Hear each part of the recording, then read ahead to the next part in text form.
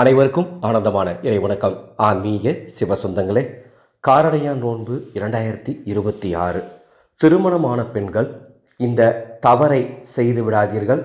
செய்தால் உங்கள் குடும்பத்தில் ஒற்றுமை கெட்டுவிடும், நிம்மதி கெட்டுவிடும், பிரச்சனைகள் தலை தூக்கும். இது ஒரு ஆன்மீக விழிப்புணர்வு ஆடியோவை முழுமையாக கேட்டு உங்களுக்கு தெரிந்த அத்தனை திருமணமான பெண்களுக்கும் இந்த செய்தியை பகிர்ந்து கொள்ளுங்கள். செய்தியை தெரிந்து கொள்வதற்கு முன்பாக ஒரு அறிவிப்பு. பங்குனி மாதம் பிறக்கப் போகுது. 2026 பங்குனி மாதம் முழுவதும் தினமும் ஒரு வேல் துதி உங்களுக்கு ஒரு வாட்ஸ்அப் குழு மூலமாக சொல்லித்தரப் போகின்றேன். அந்த குழுவுக்கு பதிவு நடந்துட்டு இருக்கு. டிஸ்பிளேல பாருங்க, அந்த குழுவினுடைய கட்டண விவரம் மற்றும் அந்த கட்டணத்தை எப்படி செலுத்த வேண்டும் என்ற விவரம் தரப்பட்டுள்ளது. விருப்பமுள்ளோர் வாருங்கள். எந்த விரதம் கிடையாது, பூஜை கிடையாது, கட்டுப்பாடு கிடையாது, தீட்டு கிடையாது. தினமும் நான் சொல்லித்தரும் வேல் தூதியை ஒரு முறை சொல்லுங்கள் அல்லது கேளுங்கள். முருகன் அருளால் சகல சௌபாக்கியம் உண்டாகும்.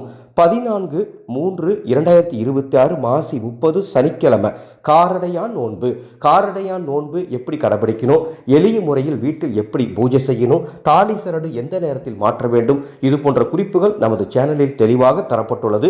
இதுவரைக்கும் அந்த ஆடியோ கேட்கலன்னா இந்த வீடியோ கீழே டிஸ்கிரிப்ஷன் பாக்ஸில் அந்த ஆடியோட லிங்க் கொடுக்குறேன்.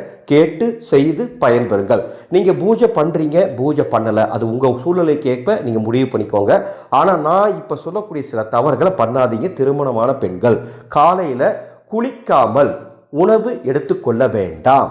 காரடையான் நோன்பு அன்று தலைவிரி கோலமாக இருக்க வேண்டாம். காரடையான் நோன்பு அன்று காலை மாலை உங்கள் வீட்டில் தீபம் ஏற்றாமல் இருக்க வேண்டாம். உங்களால் தீபம் ஏற்ற முடியலினாலும் வீட்டில் இருக்க யாரையாவது சொல்லி கண்டிப்பாக ஒரு விளக்காவது ஏற்றி வையுங்கள்.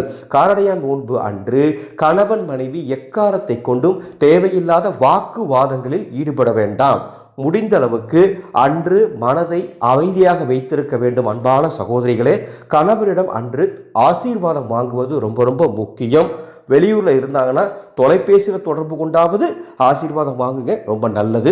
திருமணமான பெண்கள் காரடையான் நோன்பு அன்று அசைவ உணவை தவிர்த்து விடுங்கள். நெற்றியில் திலகமும் தலையில் பூச்சூடி மங்களகரமாக மகாலட்சுமி போல் காரடையான் நோன்பு அன்று நீங்கள் இருக்க வேண்டும். அதை போல அடுக்கு துணி உடுத்தி கொண்டு இருக்க வேண்டாம். காரடையான் நோன்பு அன்று நீங்கள் இது அத்தனையும் கடைபிடிக்கும் பொழுது நிச்சயம் உங்கள் குடும்பத்தில் சகல சௌபாக்கியங்கள் உண்டாகும். காரடையான் நோன்பு அன்று பூஜை செய்ய முடியாதவங்க நிலைவாசலுக்கு மட்டுமாவது தூப தீபம் காட்ட வேண்டும் என்று அன்போடு தெரிவித்துக் கொள்கின்றேன். இந்த அற்புதமான ஆன்மீக செய்திகளை பின்பற்றுமாறும் அனைவருக்கும் பகிர்ந்து கொள்ளுமாறும் அன்போடு கேட்டுக்கொள்கின்றேன். இந்த சேனலை இதுவரைக்கும் நீங்கள் சப்ஸ்கிரைப் பண்ணிக்கோங்க. அன்பு சொந்தங்களே, அட்சய திருதியை ஏப்ரல் 20 வருகின்றது. இந்த வருடம் அட்சய திருதிக்கு ஒரு அற்புதமான விஷயத்தை உங்களுக்கு நான் சொல்லித்தர போறேன். தசமகா வித்யா தேவிகளில் 10வது தேவதையாகவும் தாந்திரீக லக்ஷ்மியாகவும் திகழும் அன்னை கமலாத்மிகா தேவனுடைய தாந்திரீக உபாசனைய எந்த விரதமும் கிடையாது, எந்த கட்டுப்பாடும் கிடையாது, எந்த தீட்டும் பார்க்க வேண்டாம். அற்புதமான இந்த உபாசனையை நீங்கள் கற்றுக்கொண்டு அதை உங்கள் வாழ்வில் பின்பற்றும் பொழுது நீங்கள் கோடீஸ்வர வாழ்க்கை வாழலாம். இந்த அற்புதமான உபாசனை வாட்ஸ்அப் மூலமாக சொல்லித்தரப்படுகின்றது. அந்த குழுவினுடைய விவரங்கள் தெரிந்து கொள்ள மேலே உள்ள வாட்ஸ்அப் எண்ணுக்கு தொடர்பு கொள்ளுங்கள். மீண்டும் அடுத்த ஒரு பதிவில் சந்திக்கின்றேன். ஆனந்தம் மலரட்டும், ஆனந்த ஒளி பரவட்டும்.